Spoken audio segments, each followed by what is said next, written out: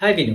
నేనిప్పుడు ఒక చిన్న క్లిప్ చూపిస్తాను. ఇదెక్కడంటే మన కాకినాడ మెయిన్ రోడ్‌లో ఐసీఐసీఐ బ్యాంక్ ముందుండే ఫుట్‌పాత్ యొక్క అవస్థ. ఇదే వీడియోని మనం 2 ఇయర్స్ బ్యాక్ చేసి మున్సిపాలిటీకి మనం గ్రీవియన్స్ రైజ్ చేసాం. వాళ్ళు ఏదో కథలు చెప్పి స్టాప్ చేశారు. ఇప్పుడు కూడా ఆ పేవ్‌మెంట్, ఆ ఫుట్‌పాత్ అలాగే ఉంది.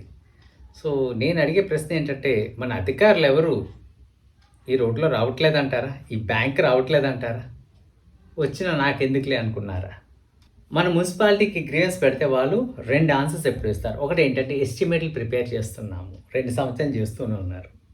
లేకపోతే ఇంకోటేంటంటే ఫండ్స్ లేవు.